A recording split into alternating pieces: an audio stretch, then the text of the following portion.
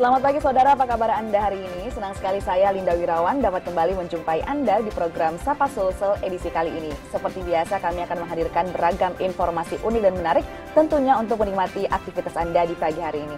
Saudara, pemilihan wali kota, wakil wali kota Makassar sudah semakin dekat. Beberapa tokoh sudah menyatakan ingin maju sebagai calon wali kota Makassar. Namun, selain niat, kendaraan partai politik atau partai pengusung juga menjadi penentu. Saat ini sosok bakal calon wali kota sedang berburu restu dari partai politik, termasuk salah satu bakal calon wali kota Makassar, Abdul Rahman Bando. Lantas, akankah niat calon wakil wali kota Makassar tahun 2020 lalu ini akan berjalan mulus? Kita bahas langsung bersama dengan narasumber kita. Sudah hadir di tengah-tengah studio Kompas TV Abdul Rahman Bando selaku bakal calon wali kota Makassar. Selamat pagi Pak Rahman. Selamat pagi. Gimana kabarnya hari ini? Alhamdulillah baik. Alhamdulillah. Selamat pagi kepada pemirsa Kompas TV Makassar. Baik. Pak, di ketika pemilihan wali kota dan wakil wali kota Makassar 2020 lalu, sepertinya Pak Rahman Bando ini libur dari dunia politik. Ini bagaimana ceritanya? Bisa diceritakan aktivitasnya belakangan ini seperti apa, Pak? Ya benar, Mbak Linda. Bismillahirrahmanirrahim. Assalamualaikum warahmatullahi wabarakatuh kepada semua pemirsa Kompas TV.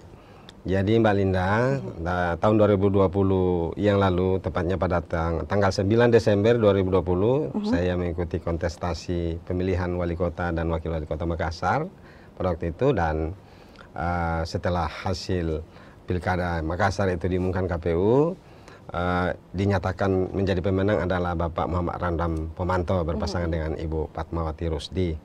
Nah, setelah itu saya kemudian berfokus pada kegiatan usaha pemberdayaan ekonomi keluarga dan juga kegiatan-kegiatan pemberdayaan ekonomi masyarakat. Nah, saya fokus selama hampir 4 tahun. Sudah masuk tahun ke-4. Saya puasa publikasi.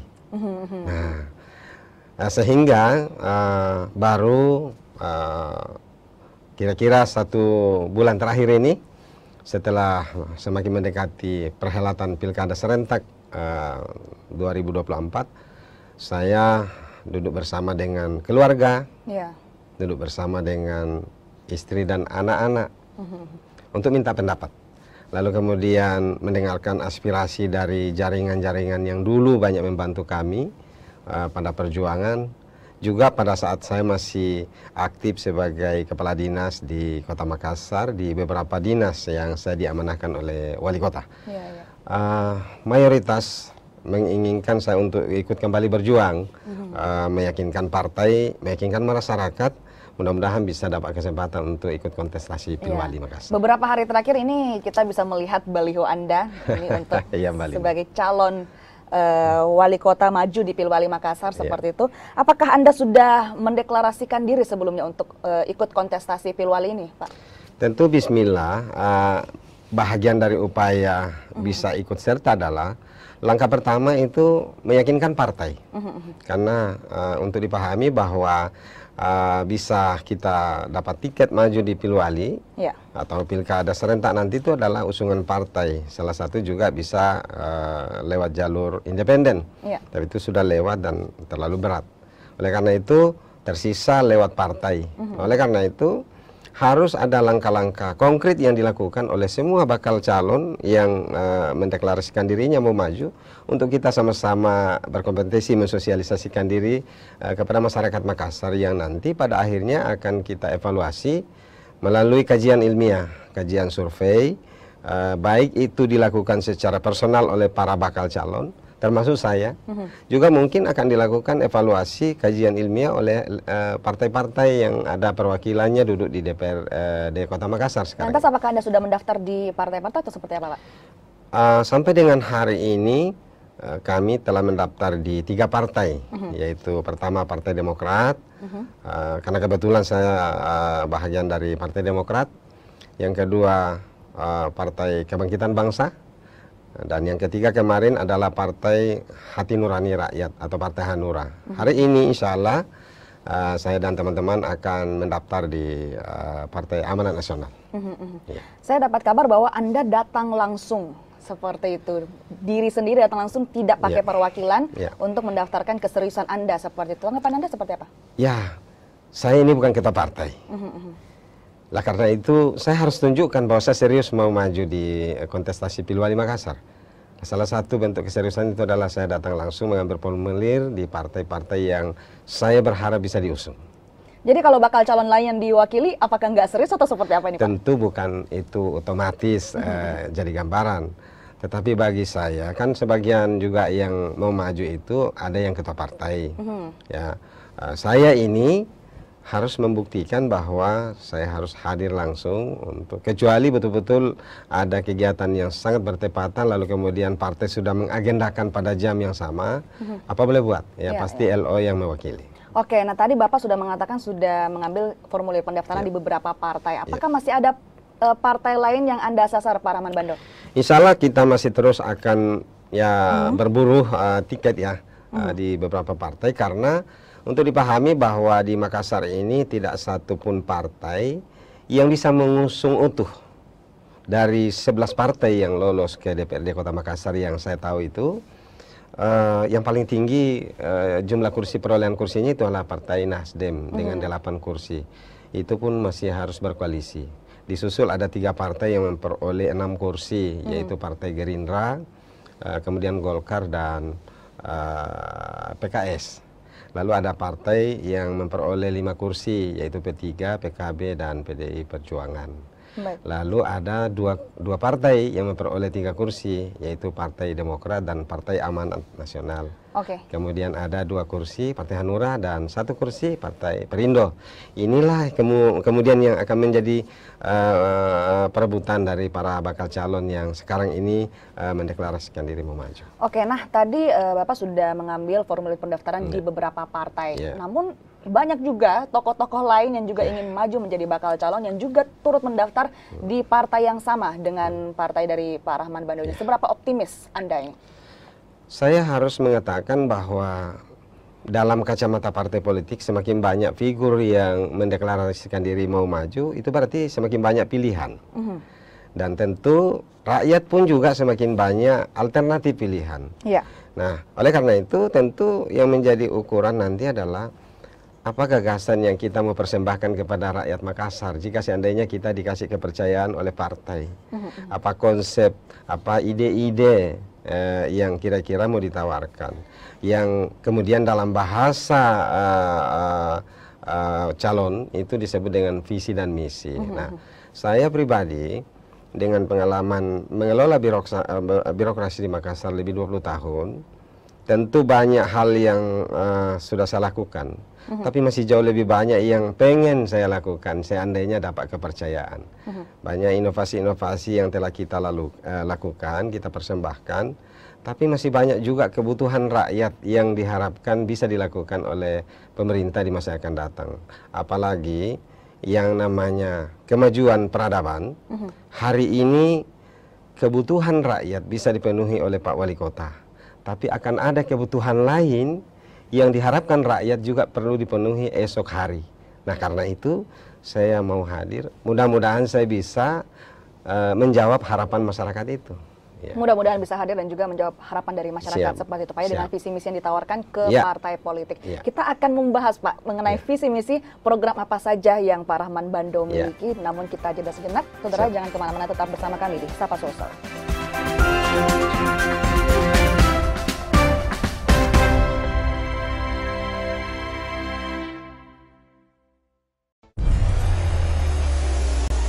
Mencari tahu, mendengarkan lebih utuh dan mendalam, mempertanyakan rasa keadilan.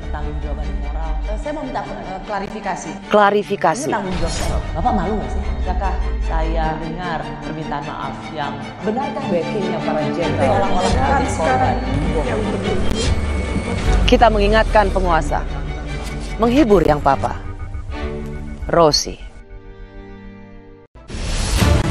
Saya Budiman Tanurjo menyambut Anda dalam sebuah forum berkualitas, mencermati Indonesia dengan bijak dari kacamata kebangsaan. Kita dapat menemukan banyak pemikiran konstruktif, kritis, dan taktis yang mampu menyelesaikan problem negeri ini. Satu Meja The Forum live di Kompas TV.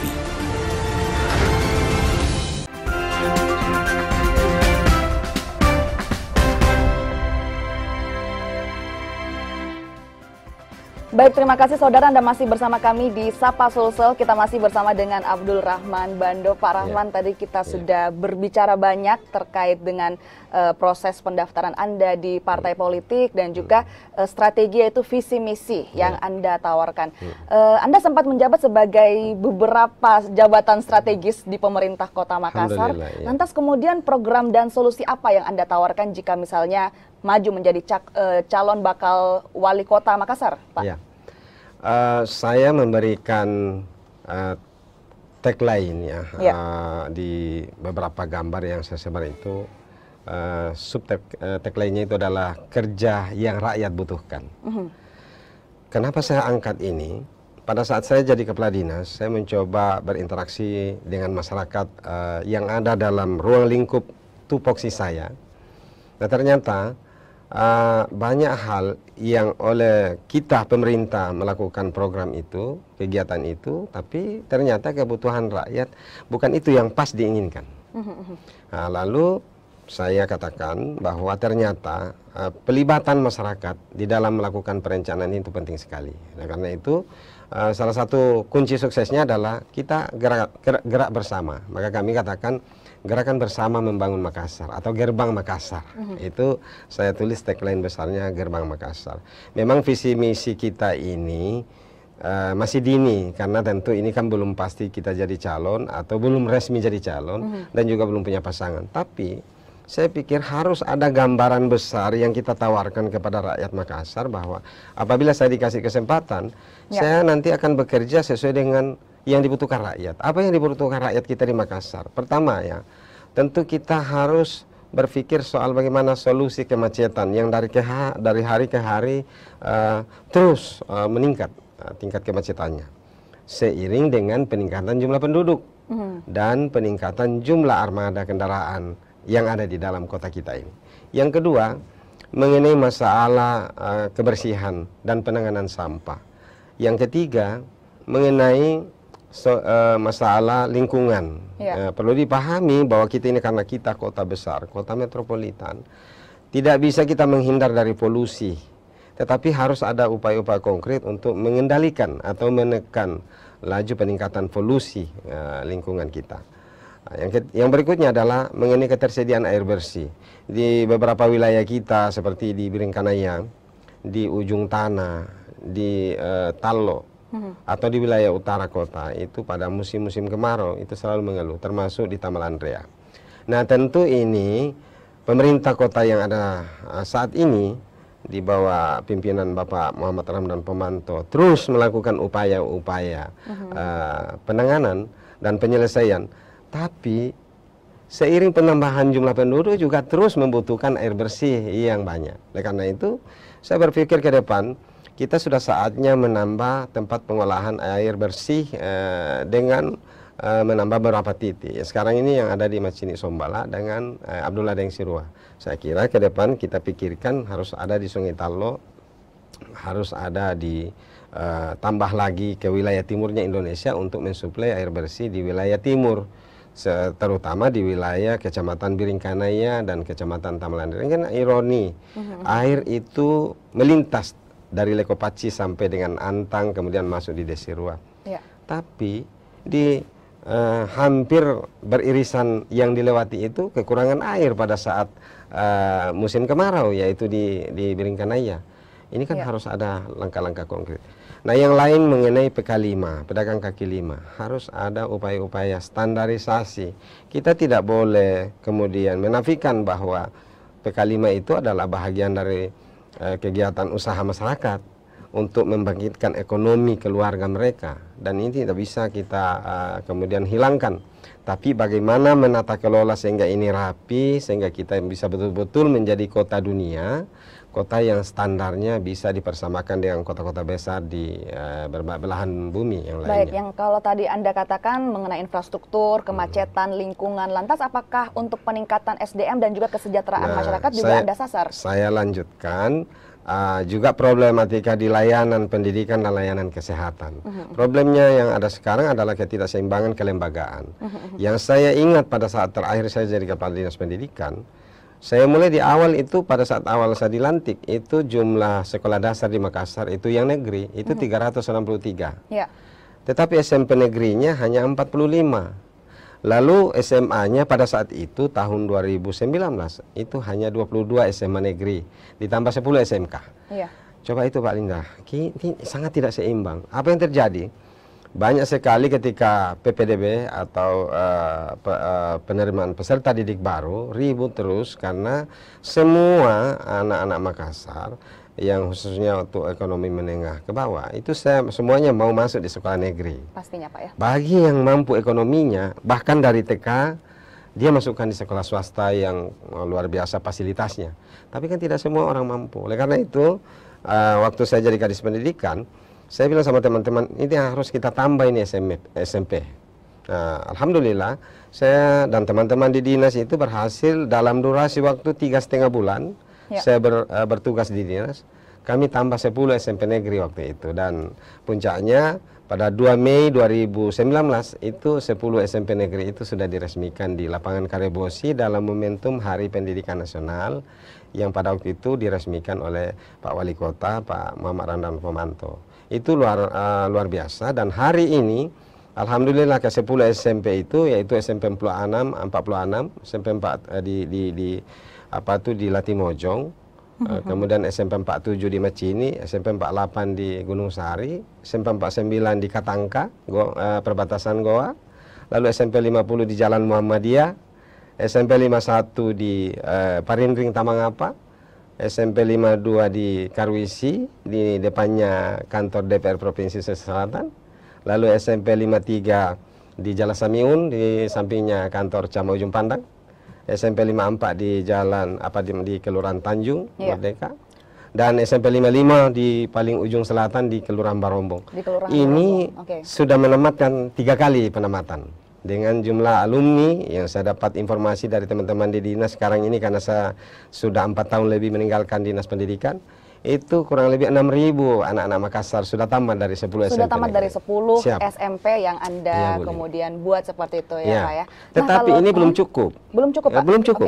Karena coba lihat di Kecamatan Makassar yang menjadi nama kota ini sejak merdeka 400 tahun yang lalu umurnya ini sekolah ini Makassar ini, kemudian kita merdeka sudah lebih 70 tahun. Itu belum pernah ada SMP negeri sebelum kami dirikan yang 2 itu, yaitu SMP 46 di Kompleks SD Lariang Bangi dan SMP 47 di Kompleks SD Macini. Nah bayangkan ini kota Makassar diambil dari nama Kecamatan Makassar, tapi SMP negerinya saja tidak ada. Dan bayangkan kalau sebelum itu, kalau kita jalan mulai dari flyover ke barat, tiba di perempatan jalan Latimojong, Baukareng, kemudian kita ke selatan tiba di Landak Baru, lalu kemudian kita ke timur tiba di Petarani, baru Petarani kita ke utara ketemu kembali dengan flyover. Dalam radius itu selama lahirnya ini kota tidak satu pun SMP negeri. Pertanyaan berikutnya adalah ketika mau diberlakukan ini zonasi, kemana anak-anaknya warga Makassar yang ada dalam radius luas itu? Kasihan, tidak ada sekolah dia bisa tempati mendaftar karena jauh.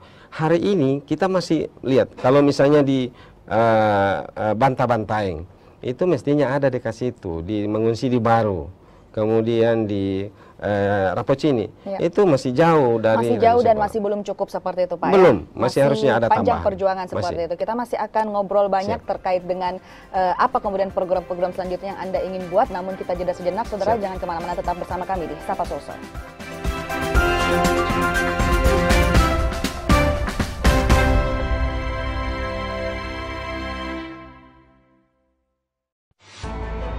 Penelusuran demi penelusuran dilakukan. Keuntungan-keuntungan ataupun uang modal utama dari para korban itu belum dikembalikan. Orang melihat fisiknya saja pasti menduga itu senjata api. Ketika disalahgunakan, jangan dianggap remeh. Menguak tabir polemik yang menimbulkan korban. Sasaran, setiap Rabu pukul 10:30 malam di Kompas TV.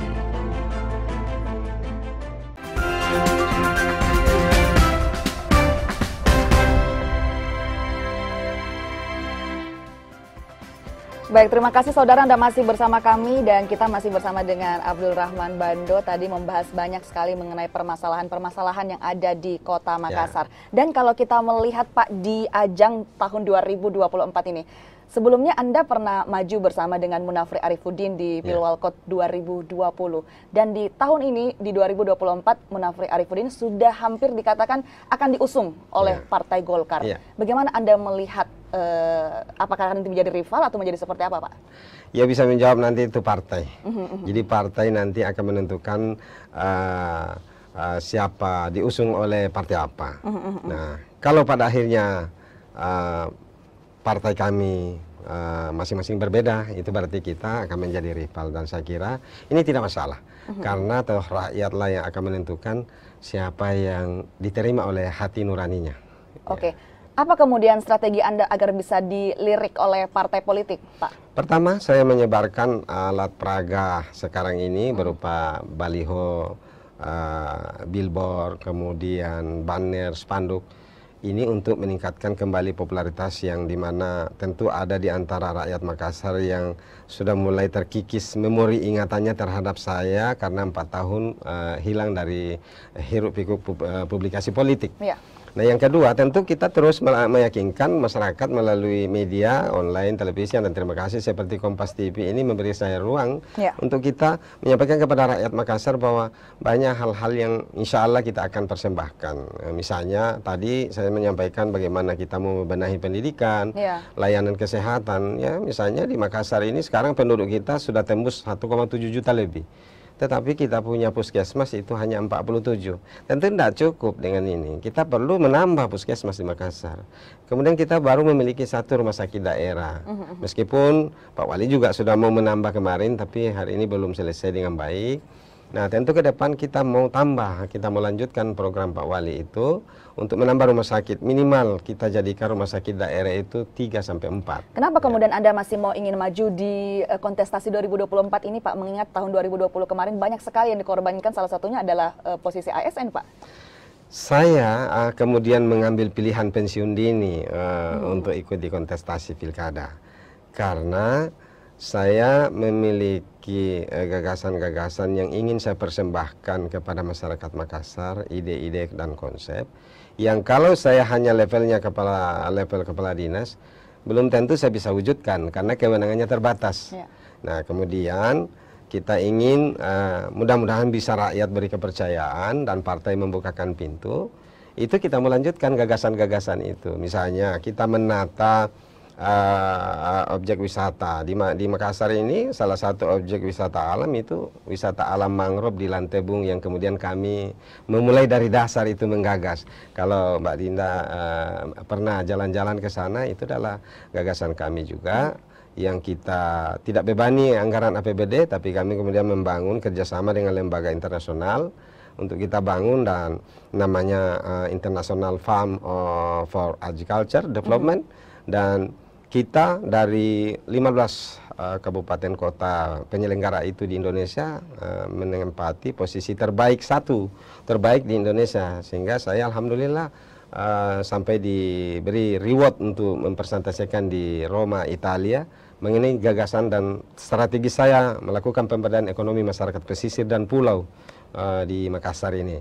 Dan bukan cuma itu, kita melakukan pemberdayaan ekonomi masyarakat dengan potensi lokal di wilayahnya masing-masing kelurahan. Ya, insya Allah, dan ini kita mau lanjutkan. Bagaimana membangun ekonomi rakyat Makassar dengan potensi, karena potensinya masing-masing. Bagaimana membangun ekonomi Makassar dengan potensinya masing-masing. Nah, Pak, kita balik kembali ke beberapa bakal calon yang akan turun juga di kontestasi tahun 2024 ini. Mungkin Bapak bisa berikan sedikit komentar mungkin terkait dengan hubungan dan pandangan Anda terhadap beberapa bakal calon ini. Yang pertama yaitu Rudianto Lalo, tanggapannya Pak? Wah, beliau orang baik. Beliau sangat support, bersahabat dengan saya juga cukup lama. Kami bermitra di DPR pada waktu saya masih bertugas, dan sampai hari ini komunikasi kami baik. Komunikasi baik. Oke, selanjutnya Fatmawati Rusdi. Ya, beliau adalah salah satu tokoh perempuan di Sulawesi Selatan ini yang saya kira memiliki pengaruh luas, yang juga memiliki potensi yang cukup mumpuni karena beliau masih usia muda juga, ditopang oleh kemampuan ekonomi yang sangat matang. Saya kira beliau adalah sosok yang sangat perlu kita perhitungkan. Oke, selanjutnya yaitu pasangan Anda di tahun 2020 kemarin, Munafri Arifudin. Ya, saya kira beliau ini dengan berbagai gebrakan-gebrakannya, terutama di bidang olahraga, sepak bola, terus dia genjot, dan kami pada saat berpasangan, kita telah mempersembahkan strategi, taktik dan cara bermain politik pada saat itu, ya, tetapi ternyata masih kalah strategi dan taktik dari Pak Dhani dengan Ibu Fatma. Ya, Pak. Tentu ini bahagian dari evaluasi saya, terutama evaluasi saya pribadi. Untuk tentu saya harus ada yang saya harus koreksi dari langkah-langkah dan taktik strategi kami pada saat kami sama-sama Pak Munafri. Oke, selanjutnya Syamsu Rizal. Ya, beliau ini adalah salah satu tokoh Sulawesi Selatan yang hari ini mendapat kepercayaan menjadi wakil rakyat dari Dapil Sulsel 1 di DPR RI dan terpilih. Saya kira dengan tagline-nya Sombere, itu saya harus contoh bagaimana lebih Sombere kepada orang, bagus sekali. Oke. Kalau untuk Andi Rahmatika Dewi seperti apa, Pak? Wah, ini adalah tokoh perempuan yang luar biasa energik. Membuktikan dirinya sebagai tokoh politik yang mumpuni di pileg kemarin. Memperoleh lebih 40.000 suara. Luar biasa kan? Itu berarti dia punya kepercayaan masyarakat sangat tinggi. Oke, nah beberapa nama yang saya sebutkan tadi juga disebut-sebut akan maju dalam kontestasi di tahun 2024 ini dan juga merupakan kader-kader partai. Seberapa optimis Anda bersaing dengan kader-kader partai ini, Pak? Rakyat Makassar memiliki stok orang-orang cerdas. Dan tokoh-tokoh yang tadi telah disebutkan adalah di antara orang-orang cerdas itu. Mari kita mencoba meyakinkan masing-masing partai dan juga meyakinkan masyarakat. Ya, pada akhirnya nanti keputusan ada di partai untuk ditawarkan nanti sebagai bakal calon atau bahkan menjadi calon. Saya sangat berharap mudah-mudahan saya salah satu di antara semua itu yang bisa sampai pada ditiupnya peluit panjang dimulainya pertandingan ketika orang mendaftar di KPU. Mudah-mudahan saya bisa mendaftar di KPU. Baik, terakhir Pak, harapannya ke depan akan jadi seperti apa, Pak? Silahkan. Tentu harapan saya bisa menjadi calon wali kota Makassar yang nanti akan berkompetisi sehat, berkompetisi positif dengan para calon-calon lain, dan biarkanlah rakyat nanti yang menilai program-program yang kita tawarkan. Kan kalau saya bicara politik itu harapan. Apakah ada harapan yang menjanjikan yang bisa saya tawarkan? Waktu ini, pagi ini terlalu sempit untuk kita sampaikan semua apa gagasan yang akan saya tawarkan ke Makassar. Tapi dengan track record yang saya lakukan waktu jadi kepala dinas, mudah-mudahan itu menjadi gambaran umum rakyat Makassar tentang harapan-harapan ke depan apabila saya dapat kesempatan. Luar biasa sekali. Kita serahkan pilihan di tangan rakyat nantinya, dan terima kasih sekali lagi Pak Rahman Bando sudah hadir di studio Kompas TV. Tadi kita sharing banyak seperti itu, Pak, ya. Dan saudara, informasi tadi juga sekaligus menutup perjumpaan kita di Sapa Sulsel edisi kali ini. Saya Linda Wirawan bersama dengan segenap kru yang bertugas mengucapkan terima kasih, selamat pagi, selamat beraktivitas, dan sampai jumpa.